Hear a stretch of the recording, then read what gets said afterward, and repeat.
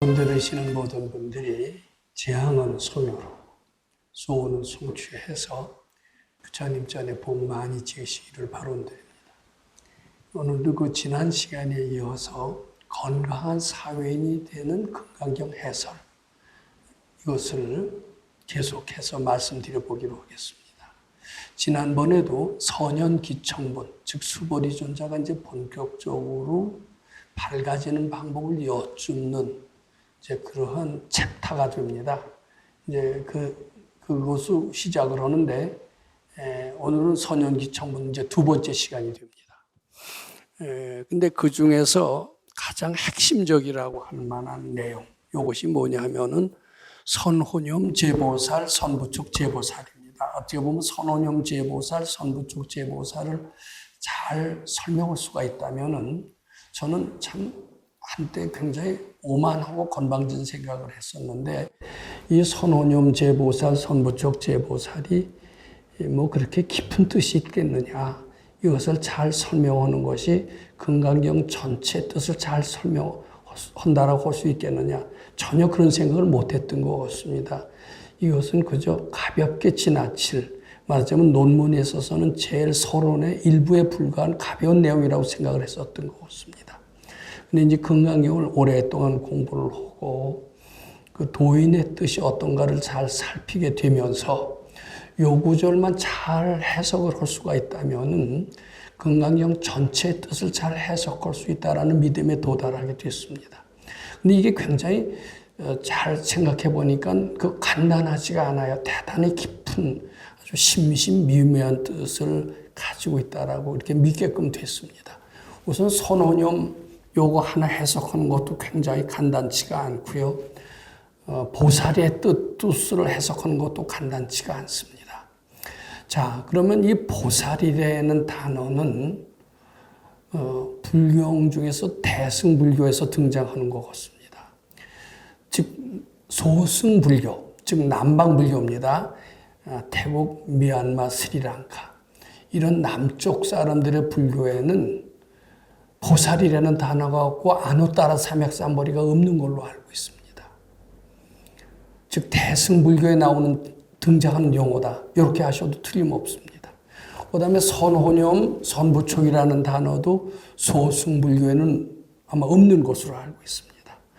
선혼염은 스승이 제자한테, 부모가 자식 걱정을 하면서 어떻게 제자를 잘 키울까, 자식을 잘 키울까 하는 사랑하는 마음, 사랑하는 마음만 있는 게 아니라 행동으로도 시범을 보이고 격려를 하고 채찍질을 하는 것, 이것이 선혼염, 선부촉인데, 말하자면 타력에 해당이 됩니다. 타력. 이런 타력적인 요소는 태국, 미얀마, 스리랑카 같은 남방불교에는 없는 것으로 알고 있습니다. 자, 이제 본격적으로 대승불교의 가르침, 이것이 이제 건강경의 시작이나 마찬가지입니다. 그래서 오늘은 선혼염 제보살, 선부촉 제보살의 뜻을 좀 잘 이해하는 것, 이것만으로도 건강경, 오늘 목적은 다 달성했다, 이렇게 보면 되십니다. 이게 굉장히 중요합니다. 그리고 여기 재밌는 내용이 많이 포함되어 갖고 있습니다. 자, 저는 소승경전을 많이 읽었던 때가 있었습니다. 근데 그 소승경전을 쭉 보면은 불교는 완전히 자력정교라는 느낌을 금할 수가 없습니다. 저는 소승경전에 한참 심취해 갖고 있으면서 기독교 신자, 가톨릭 신자하고 대화를 한 적이 있습니다. 아시다시피 기독교의 가르침, 가톨릭의 가르침은 거의 다 타력입니다. 하나님의 섭리에 의해서 이 세상이 이루어진다라고 그렇게 되어 갖고 있습니다. 또 하나님의 뜻대로 이 우주는 전개가 된다라고 이렇게 생각하고 있습니다. 근데 이제 소승불교에서는 전혀 하나님은 존재하지 않습니다. 물론 부처님도, 절대적인 부처님은 존재하지 않습니다. 부처님은 그저 스승일 뿐입니다. 그리고 내가 수도에서 깨치는 겁니다. 즉 고통의 세계를 벗어나 열반의 세계로 하는 것이 소승불교의 궁극적인 목표다, 이렇게 보시면 틀림이 없습니다. 거기는 우주니 인생이니 하나님의 뜻이니 부처님의 뜻이니 이런 것은 소승불교에는 찾아볼 수가 없는 것으로 저는 알고 있습니다. 근데 이제 금강경이라고 하는 것은 무엇이냐면 대승시교라고 하는 말이 있듯이 본격적으로 대승의 첫 단추를 끼는 가르침이 이제 금강경입니다. 그 보살이라는 단어가 처음으로 등장하고 아누따라 삼약삼보리라는 단어가 등장합니다. 어떻게 보면 선호념 제보살 또는 아누따라 삼약삼보리 요것만 잘 설명한다라면은 금강경의 전체 뜻을 잘 설명할 수 있다. 이렇게 봐도 거의 틀림이 없다. 이렇게 생각을 합니다. 자, 그러면 한국은 제가 조금 전에 말씀드린 것처럼 대승불교라고 그렇게 보시면 틀림이 없습니다. 우리 간화선 수행, 이것도 대승불교입니다. 근데 이 간화선 수행은 언뜻 보면은 완전히 자력 스스로 깨쳐서 스스로 부처가 되는 그런 가르침으로 알게 되기가 쉽습니다. 우리는 유명한 효봉 스님의 이야기를 많이 알고 있습니다. 효봉 스님은 본래 판사 노릇을 하셨다가 그 선고를 잘못해서 억울한 사람을 죽음에 이르게 했다라는 이야기는 우리가 많이 들어서 알고 있습니다. 근데 그래서 참 자기의 죄책감을 느끼고 판사직을 던져버리고 엿장수로 했다고 그러죠. 엿장수 하다가 참 인생이라는 것이 무엇인가를 알아야 되겠다라고 생각하고 금강산에 들어가서 참 아주 절구통 수자라는 별명이 있었다고 그래요. 한번 딱 앉으면 일어나질 않았다고 그럽니다. 이 궁뎅이의 살점이 방바닥에 붙을 정도로 참 용맹정진을 하셨던 분으로 아주 유명하신 분이 효봉 스님입니다. 그래서 100일 동안 굴 속에 들어가서 깨칠 때까지는 나는 바깥에 나오지 않겠다. 지금도 6년 무문관이라는 이제 그런 게 아직도 있는지 모릅니다만은 저희 대학 다닐 때만 하더라도 무문관이라고 하는 것이 있어서 한번 들어가면 6년 동안 못 나오게 되어 있는 것으로 알고 있습니다. 그 6년 동안 하루에 한 끼씩 먹고 오로지 용맹정진만 합니다. 그때 그 수행은 자력 스스로 화두를 타파해서 견성성불을 한다라는 자력의 가르침에 기초를 하고 있습니다. 우리는 불교는 그래서 자력 종교로 늘 생각을 해왔습니다. 그러다가 달마대사 해능대사 얘기를 들어보면은 육조단경 같은 데 보면은 선지식이라는 말이 등장해요. 그리고 선지식의 필요성을 굉장히 강조합니다. 달마대사 같은 이는 어떻게 얘기를 하냐면 선지식을 만나기 전에 공부는 헛공부다. 이런 말씀까지 하시면서 선지식의 중요성을 굉장히 강조합니다. 그리고 해능대사도 아마 육조단경을 공부하신 분은 대개 아시겠습니다만은 선지식을 반드시 만나야 된다. 공부하는 데는 선지식의 가르침을 만날 뿐만 아니라 선지식의 선호념, 선부처를 만나야만이 밝아질 수 있다. 이런 식의 말씀이 등장하게 됩니다. 즉 금강경의 선지식은 바로 서가열애예요. 서가열애가 육신을 가진 부처. 이제 여기 선지식입니다. 그 선지식이 반드시 필요하고 선지식의 가피가 있어야만이 또는 선지식의 선호념, 선부척이 있어야만 밝아진다라는 이야기를 강조하고 있습니다. 그래서 우리가 얻듯 알기는 소승불교는 자력불교다. 또 대승불교도 자력불교로 알기 쉬운데 특히 달마대사나 해능대사의 가르침 속에서 선지식의 중요성을 역설하는 것을 보면은 이것은 불교는 자력이 아니라는 느낌을 많이 가지게 됩니다. 저는 이렇게 한국의 간화선에 많은 영향을 받아서 불교는 자력 종교라는 이런 그런 생각을 아주 굳게 가지고 있었던 것 같습니다. 그러다가 제가 참 걸출한 도인을 만나서 출가를 해서 그분 민중에서 몇 년을 수도하다 보니까 절대로 혼자서 공부는 될 수 없다라는 것을 깨달았고 선지식의 선호념, 선부척이 아니면은 거의 하나도 즉 깨달음이나 밝음의 길로 갈 수 없다라는 것을 알게 됐습니다. 그렇게 되니까 이 선호념 제보살이라는 단어는 굉장히 중요한 단어예요. 이것을 잘 알아야만이 수행을 제대로 할 수 있다. 이런 결론에 도달하게 됐습니다. 요거 해석은 매우 중요합니다. 자, 우선 제가 이렇게 써봤습니다. 불교 중에서 우리나라 대표적인 가르침이 뭡니까? 간화선 수행입니다. 간화선 수행은 자력으로 이루어지는 것이냐, 타력으로 이루어지는 것이냐, 이런 저는 질문을 던지고 싶습니다. 그러면은 제가 조금 전에 예를 든 것처럼 효봉 스님의 이야기나 수많은 선승들의 수행 얘기를 들어보면은 그 스승에 대한 그 스승의 위력, 스승의 도움으로 밝혀졌다는 얘기를 우리가 잘 듣지 못합니다. 되게 혼자 열심히 자나깨나 오매이려, 동중이려, 몽중이려 이런 얘기 많이 들었을 겁니다. 그 오매이려, 동중이려, 몽중이려는 다 자력을 의미합니다. 피나는 노력을 해. 잠잘 때까지도 수행을 해. 이 수행을 해서 드디어 화두를 탑하고 큰 깨달음에 이르게 된다는 이야기를 하도 많이 듣다 보니까 이 불교는 특히 간화선은 완전히 자력으로 이루어지는 그런 수행이다. 이런 느낌을 지울 수가 없습니다. 그런데 달마대사나 해능대사가 선지식이 왜 필요하다고 했을까? 자, 이 선지식은 무엇이며 선지식의 가르침의 특성은 무엇인가? 이것을 일단 이해하는 것이 매우 필요합니다. 저는 많은 불자들을 만나봤고 저도 선지식이 없을 때 혼자 불교 수행을 해본 적도 있었습니다. 스승이 없었을 때 저는 건방지게 이런 생각을 했습니다. 불교는 스승 없이도 혼자 할 수 있는 종교다. 이런 생각을 많이 했었던 것 같습니다. 그러다가 참 우연히 선지식을 만났고 선지식에 참 비범함에 저는 심취가 돼서 드디어 집을 버리고 출가를 해서 몇 년 동안 쭉 하다 보니까 선지식은 반드시 수행해서 필수 불가결한, 어떻게 보면 요새식 과학 수학자들에게는 필요 충분 조건이다. 이렇게 감히 말씀드리고자 합니다.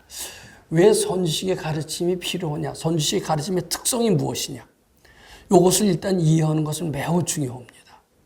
근데 선지식이 무엇인가에 대해서도 우리는 너무나 연구가 적고 이해가 적고 그리고 그 가르침의 특성이 무엇인가에 대해서도 제대로 알지 못했던 것 같습니다. 저 자신도 불교를 경전도 많이 읽고 큰 학자들의 강의도 많이 들었다고 했지만은 지금 와서 생각해보면 뭘 모르고 했던 것을 저는 많이 느끼고 있습니다.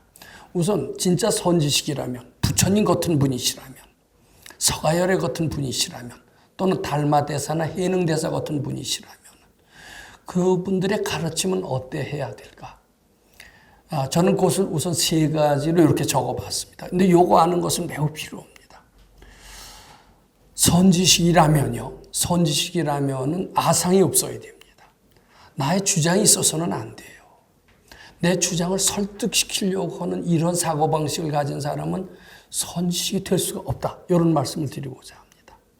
즉 선지식, 깨친 이, 도인 다 마찬가지 얘기입니다. 공통적인 자격 요건, 이것은 나라는 것이 없어야 됩니다. 따라서 그분들은 설법을 할 때 이 중생들한테 나를 따르라 하지 않습니다. 나를 따르라고 할 필요가 없습니다. 왜냐하면 자기 주장이 없어요. 그리고 가리킬 것이 없다는 것을 너무나 잘 압니다. 우리는 서가열애가 깨치실 때 6년 수행을 해서 나중에 새벽에 새별을 보고 큰 깨달음을 얻으셨다는 얘기를 우리 많이 듣지 않습니까? 깨달았을 때 처음에 하신 말씀이 뭡니까? 기특하도다. 모든 중생들 속에는 당신과 똑같이 위대한 불성이 있는 겁니다. 이런 위대한 불성이 그대로 부처예요. 부처인데 내가 무슨 설법을 할 것이 있느냐? 나는 조용히 열반에 들 것이다. 이게 부처님이 깨치시고 나는데 제 첫 번째 하신 말씀이라는 겁니다. 마찬가지로 지금 수도하다가 크게 깨치신 분이 있다고 칩시다. 도인이 됐습니다. 견성성부라는 부인이 있다고 칩시다. 그러면 서가열애와 똑같이 가리킬 것이 없어요. 그대로 부처예요. 그러니까 나를 따르라고 할 필요가 없어요.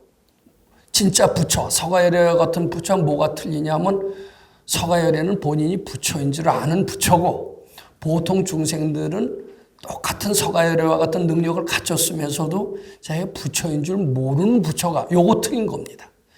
그러면 깨친 이들은 자기가 부처인 줄 모르는 우리 같은 부처들한테 무슨 얘기를 하느냐. 닦아라고 할 필요가 없어요.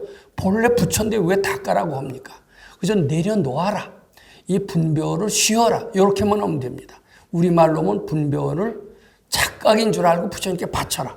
이 얘기만 하면 다 되는 겁니다. 나를 따르라고 할 필요가 하나도 없어요.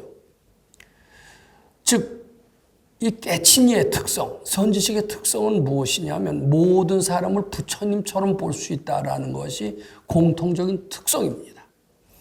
그런데 진짜 깨치지 못한 이들은요, 나를 따르라고 그래요. 그리고 이 보통 보는 사람을 부처로 보질 않습니다. 열등한 존재로 봅니다. 너는 열등하니까 열심히 배워서 이 스승을 10분의 1만큼이라도 따라와라. 열심히 해서 불찰주에 노력을 해야 깨칠지 말지다. 열심히 노력해라. 이거 노력을 강조합니다. 그리고 상대는 열등하다는 것을 전제로 출발합니다. 이것이 보통 스승의 특징입니다. 근데 깨친이는, 즉 선지식은 그렇게 가르치지 않습니다. 다 부처가 돼서 더 닦을 것이 없다라고 합니다. 그저 분별심을, 탐진치를 내려놓기만 하면 된다. 탐진치를 착각인 줄 알고 바치기만 하면 된다. 이것이 깨친이의 공통적인 특징입니다. 모든 사람을 부처님처럼 보지 못하는 사람이라면 이것은 선지식이 되는 요건에서 탈락한다. 좀 이렇게 말씀드리고자 합니다. 자, 자신은 전지전능한 존재라고 선지식은 그렇게 봅니다. 이것이 선지식의 특징이다. 선지식의 가르침의 특징이기도 하다. 이렇게 보면 됩니다. 그 뒤에 선지식의 희생이 동반이 되어야 된다라는 얘기가 있습니다. 자, 우리 이제 옛날에 선사, 조사어록에 이런 얘기가 있어요. 어떤 이제 수자가 질문을 합니다. 선지식도 지옥에 갈 때가 있습니까? 이렇게 물어요. 물으니까 이제 그 선지식이 뭐라고 대답을 하냐면 때때 지옥에 가지 이렇게 대답을 했다는 거예요. 근데 이게 무슨 소리인지 몰라요. 선지식이라면 뭐예요? 깨친이 아니에요? 깨치니까 지옥에 간다라는 게 말이 됩니까? 안 됩니까? 한번 깨치면 그대로 극락세계를 체험하고 모든 사람이 다 부처로 보이고 다시는 악도에 떨어지지 않는데 때때 지옥에 간다니 이게 무슨 뜻이냐? 이게 이해가 안 되는 얘기죠. 근데 이제 왜 이게 지옥에 간다는 얘기가 나오느냐? 저는 우리 밝은 스승한테 저는 그 설명을 들은 적이 있습니다. 이건 밝은 스승이 아니면은 또는 수도의 참맛을 깨우치는 사람이기 전에는 때때 지옥에 간다는 말을 이해할 수가 없습니다. 때때 지옥에 간다는 뜻을 우리가 안다라면은 선지식의 필요성을 절감하게 됩니다. 자, 이제 저는 많은 훌륭한 스승을 가끔 만나봅니다. 만나보면은요, 이제 제자들이 많이 찾아오잖아요. 찾아올 때 되게 무엇을 요구하느냐면, 저는 병 들어서 죽겠습니다. 외로워서 죽겠습니다. 돈이 없어서 죽겠습니다. 아주 세상 살기 힘듭니다. 어떻게 하면 좀 나는 행복하게 살 수 있을까요? 전 어떻게 하면 건강하게 될 수 있을까요? 어떻게 하면 빈곤을 못 하고 부자가 될 수 있을까요? 이런 질문을, 이런 근심 걱정의 보따리를 들고 되게 그 선지식을 찾아오는 수가 있습니다. 그리고 거기다 하소연을 합니다.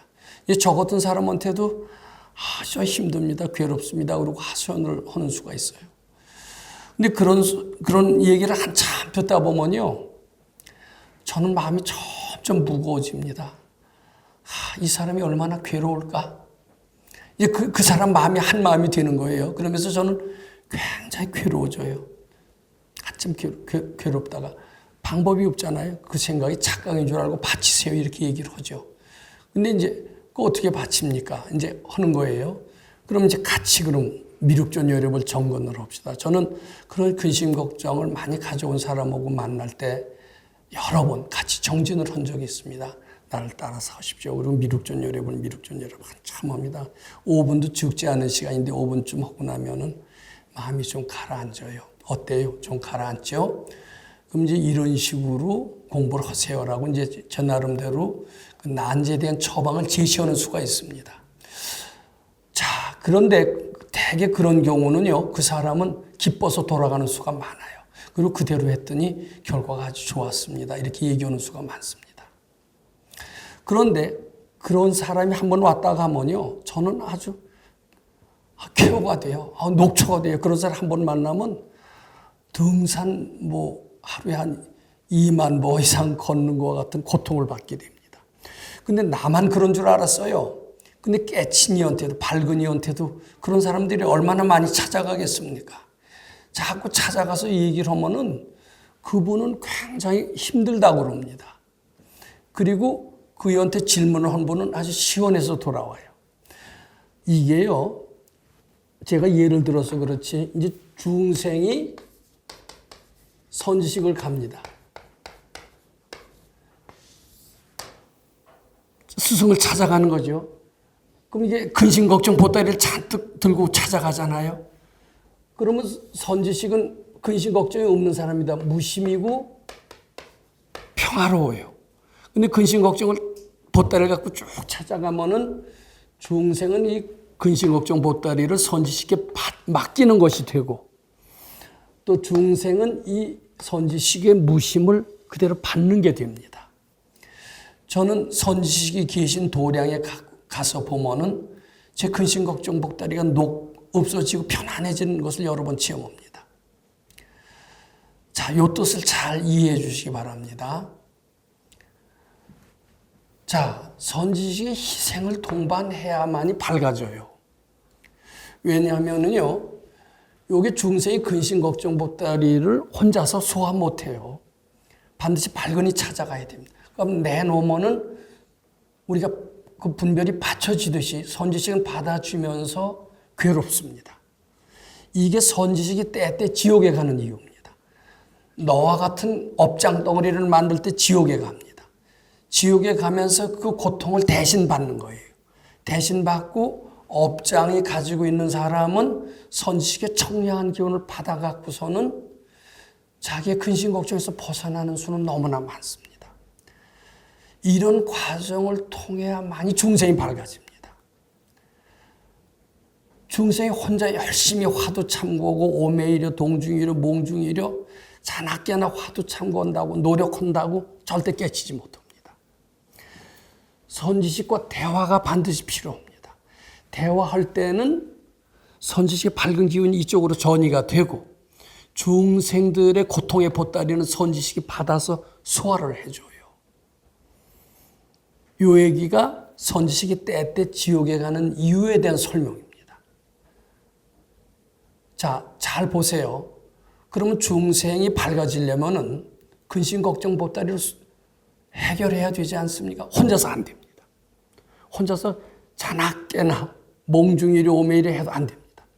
선지식 만나서 마음을 쉰 사람한테 만나서 내놓든지 그 일을 향해서 바치든지 이래야 됩니다. 자, 선지식과는요, 대개 전 스님들 요새 공부하는 걸 보면서 제가 밝은 선지식 밑에서 공부한 것과 비교를 하는 수가 있어요. 근데 요새 스님들 보면은 스승을 만나서 화두 참고하다가 얼마 지나면 걸망지고 떠난대요. 그럼 뭐 하느냐고 그랬더니 혼자서 공부한대요. 혼자서 육도 만행을 한대요. 근데 혼자서 공부가 될까요? 혼자서 공부해서 절대로 깨치지 못한다고 생각합니다. 저는 선지식과 같이 도량에서 몇 년을 지냈습니다. 근데 혼자 공부해도 편안했던 것 같아요. 집에서 해도 충분히 될 것 같았었습니다. 그랬더니 집에서 해도 안 되고 출가해라. 출가해도 혼자 있어서는 안 되고 매일 들어오라고 그랬어요. 매일 들어갔습니다. 처음엔 들어갈 필요가 없는 거로 생각했어요. 매일 들어가면서 자기의 근심, 걱정, 보따리, 잘못된 사고방식을 매일같이 스승한테 내놓습니다. 그럼 스승은 답변을 통해서 청량한 기운을 우리한테 주는 겁니다. 즉 스승은 그 얘기를 들을 때 굉장히 괴롭다고 그러세요. 저희 근심, 걱정 별걸 다 내놓거든요. 심지어는 선생님 욕하는 것까지 내놓거든요. 우리 천주교 할 때 고백성사 하듯이 그런 것까지 다 내놔요. 근데 그런 표정을 그땐 괴로우시질 않는데 내가 이런 얘기를 다 끝까지 듣는다 이런 얘기를 하실 때가 있었어요. 그것은 뭐냐면 그렇게 너희들이 추잡한 업장 이런 것들도 내가 들어주고 소화를 시키고 말하자면 해결해 준다. 이런 뜻이 포함되어 있습니다. 저는 여기서 분명히 말씀드립니다. 이런 선지식의 때때 지옥 간 희생적 정신, 요게 동반되지 않고서는요, 혼자서 절대로 밝아질 수가 없습니다. 그런 체험을 한다면은 선혼염 제보살, 선부촉 제보살이라는 구절이 금강경 전체 수도 정신을 잘 나타내고 있다는 것을 굉장히 실감합니다. 이거 굉장히 중요한 얘기가 됩니다. 그리고 선지식의 요건은 그 찾아가는 사람들을 부처님처럼 봐야 돼요. 너는 열등한 존재고 난 우월한 존재다. 너는 나한테 배워야 된다. 너는 나한테 꾸중 맞아야 된다. 그리고 노력해서 나 10분의 1만이라도 따라와라. 이런 사고방식은 결국 중생을 밝아지게 하기 어렵다. 이렇게 말씀드리고자 합니다. 자, 여기까지 말씀을 드린다면은 선혼염 제보살, 선부촉 제보살의 깊은 의미를 아시게 될 거고, 선지식이 밝아지는 과정에서 반드시 필요하다는 것을 한번 느끼게 되실 것 같습니다. 그래서 이 선혼염 제보살, 선부촉 제보살은 굉장히 수행하는데 필수적인 요소입니다. 이걸 자력이라고 할 수가 없어요. 타력이 반드시 동반돼야 된다. 그리고 이제 그 제자들은 수시로, 이게 우리 오점투성이거든요. 잘못투성이거든요. 완전히 착각 속에서 살거든요. 말하는 것마다 거짓말이고요. 말하는 것마다 착각이고요. 말하는 것마다 잠꼬대 같은 소리만 하고 있기 때문에 부처님이 보시기에 이런 한심한 애들하고 뭐 얘기가 속이 터질 것 같아요. 아마 그러실 게 틀림없습니다. 그러면은 그런 사람하고 대화가 아니고 밝은 이들은 대화를 안 합니다. 그냥 속으로 기도만 해줄 것 같아요. 근데 속이 터지죠. 근데 속이 터지는 것만큼 그 중생들은 업장이 녹는 겁니다. 그리고 자꾸 기도해주면 그 밝은 청량한 기운이 중생한테 가는 것이다. 이런 과정을 통해서 밝아짐이 이루어지지 혼자서 아무리 전 제 경험으로는 그렇게 알고 있고 밝은이는 그렇게 가르쳤다 이렇게 생각을 합니다.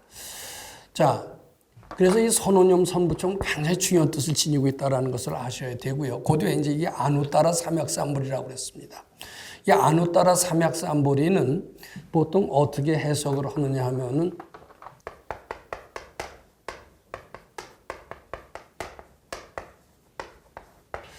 요 인도 말이라고 그래요. 인도 말이고 이제 한자로 하면 무상,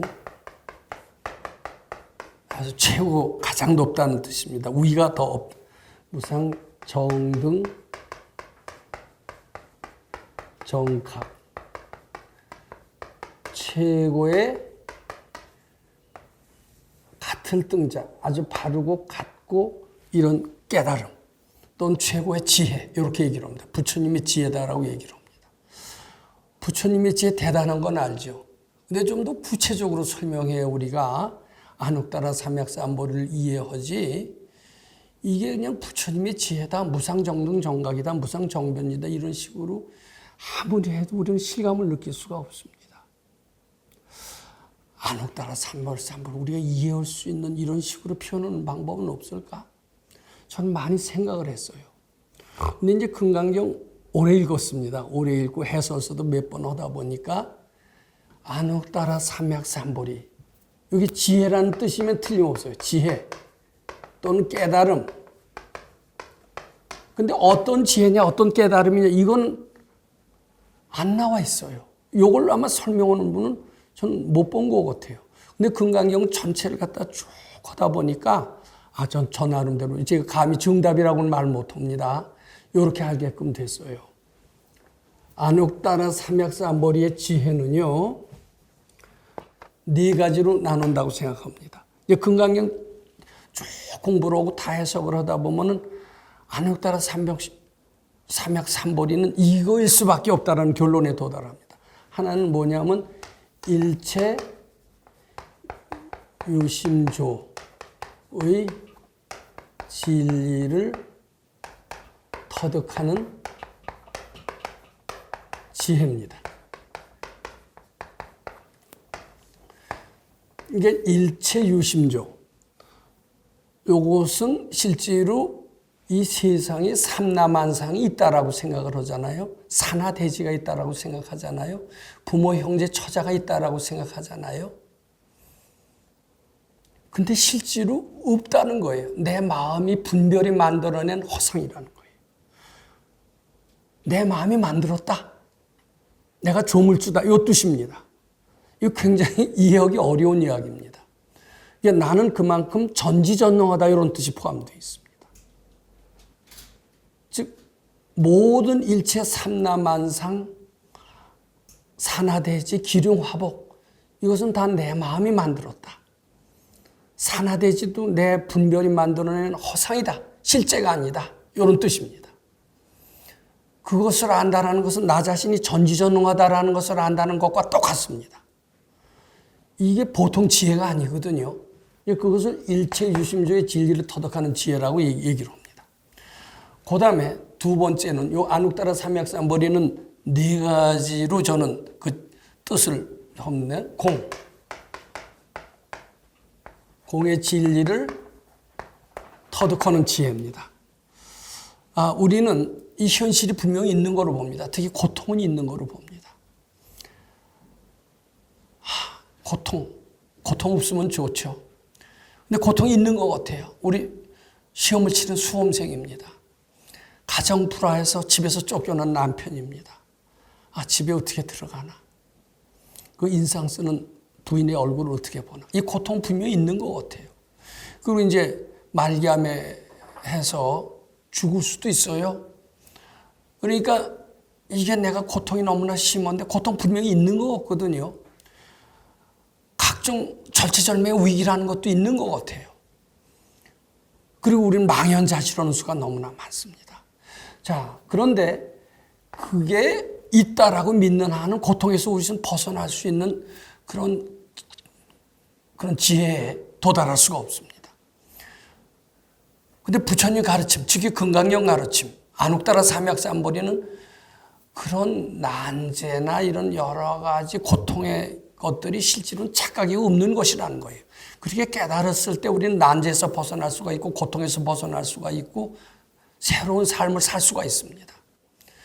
즉 모든 난제는 착각이 본래 없다라는 것을 깨닫는 지혜. 이제 이게 공의 진리를 깨우치는 지혜인데 이것이 바로 안욱따라 삼약삼벌이에 포함이 됐다. 이런 뜻으로 보면 됩니다. 즉 안욱따라 삼약삼벌이에는 일체유심조의 진리를 터득하는 지혜, 공의 진리를 터득하는 지혜. 세 번째는 둘이 아니라는 진리를 터득하는 지혜입니다. 우리는 나와 너가 다른 거로 알고 있습니다. 또 나와 부처가 다른 것으로 알고 있습니다. 나와 코로나 바이러스가 다른 걸로 알고 있습니다. 코로나 바이러스는 퇴치해야 될 아주 장애물로 생각하고 있습니다. 근데 이렇게 모든 것이 다 나와 다르지 않은 존재라는 거예요. 나와 부처도 다르지 않고 내가 미워온 그 악질 이런 것과도 내 모습이고 바로 또 코로나 바이러스는 그것 때문에 내가 아주 신세 조졌다. 영원히 코로나 바이러스야 나한테 멀어져라. 이런 것들도 나와 둘이 아니라는 거예요. 저는 이제 가끔 요새는 UFO라는 영화가 나오고 이렇게 됩니다만 우주전쟁이라는 영화가 있습니다. 특히 서양 사람들은 그건 우주에서 UFO가 날아와서 지구를 파괴한다고 그래요. 그런 일이 있을 수 있다라고 보는 겁니다. 근데 동양에서는 UFO나 이런 우주 비행 물체라는 게 다 내가 불러서 오는 것이지 저절로 오는 것은 하나도 없다라는 거예요. 내가 우주의 주인일 뿐이지 나 이외에 별도의 주인이 와서 UFO가 이런 것은 있을 수 없다라고 보는 겁니다. 여기 사고 근본적으로 틀려요. 그리고 또 내 마음속에서 다 해결할 수가 있다는 거예요. 우리는 UFO가 쳐들어오면 우주인들이 쳐들어오면 속수무책으로 당할 수밖에 없습니다.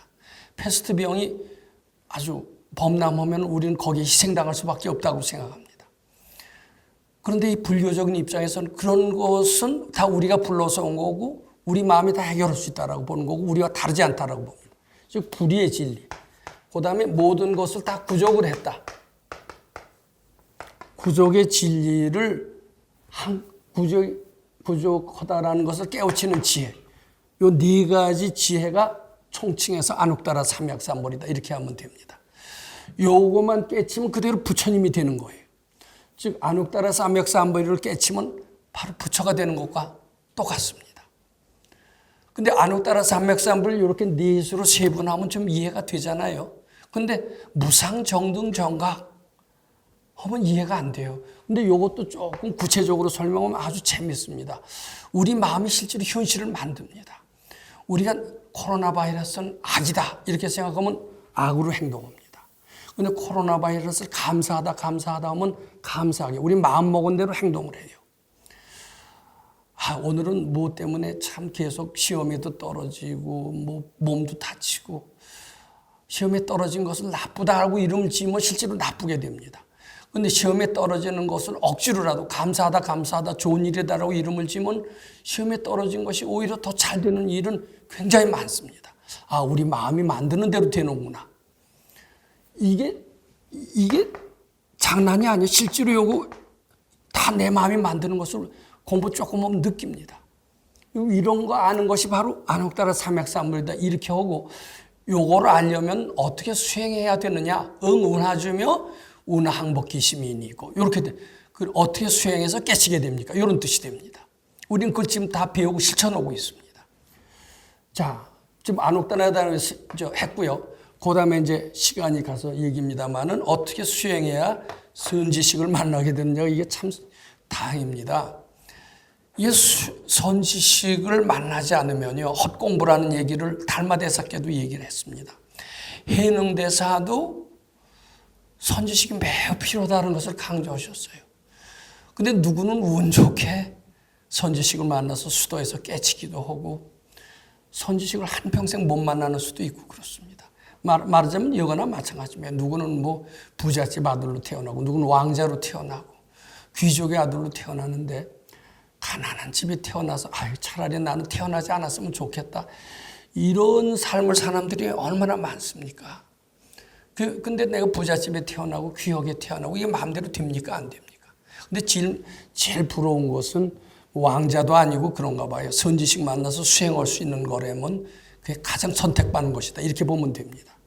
저는 그때 그전에 수도할 때 그런 밝은 스승으로부터 너희들은 복 많은 놈들이다라는 그 표현을 여러 번 들었습니다.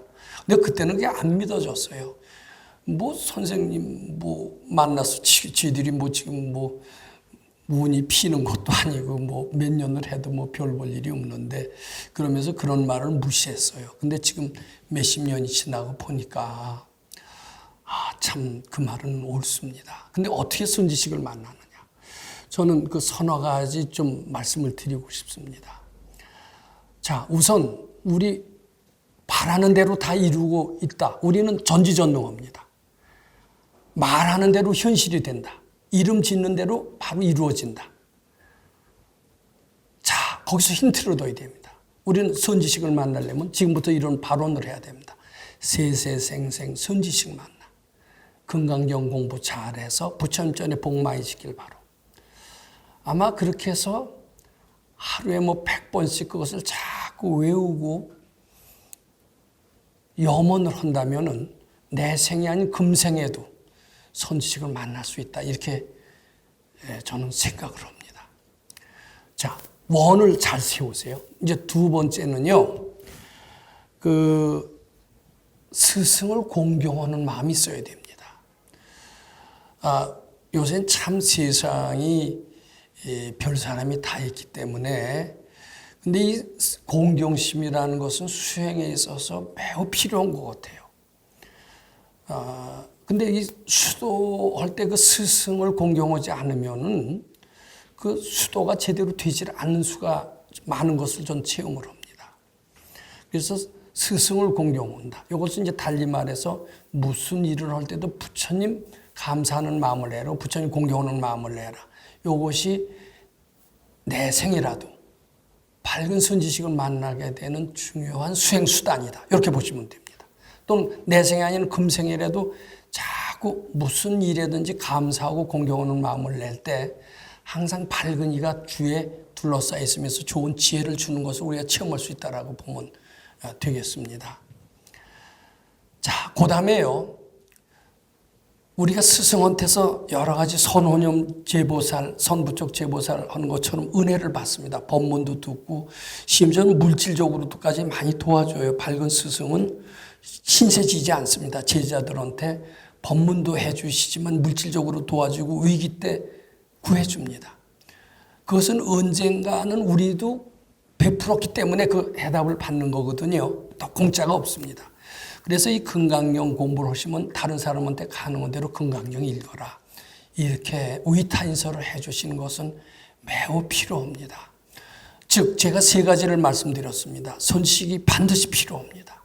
자력으로 될 수가 없습니다. 세세생생 선지식 만나길 발언하고 또 그 뒤에는 밝은 스승에 대한 절대 공경심이 필요하고 그리고 이제 우리가 비록 스승을 못 만났다 하더라도 금강경에 무량 공덕이 있다는 것을 알고 다른 사람한테 경을 설해주고 이렇게 해야만이 반대로 그 다음 생에 그런 스승으로부터 법문을 얻어들 수 있다. 이 세 가지를 말씀드립니다. 이렇게 해서 밝은 스승을 만날 때야만 우리 밝은 길을 갈 수 있다. 이렇게 결론을 내릴 수가 있겠습니다.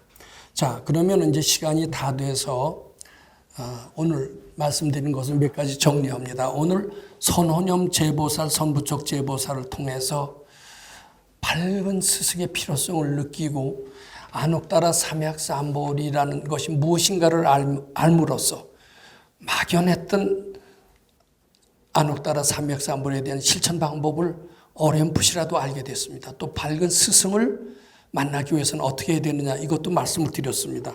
마지막으로 제가 발언문을 한번 작성을 해봤습니다. 금강경 2분을 요약하는 발언문을 읽고 오늘 이 시간을 마치기로 하겠습니다.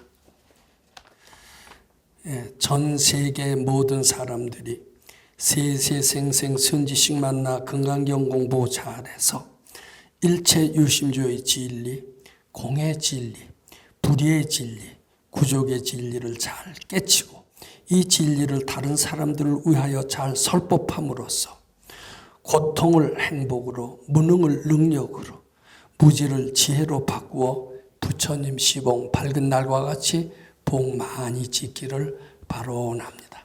이렇게 오늘 금강경 2분을 정리해서 마치고자 합니다. 감사합니다.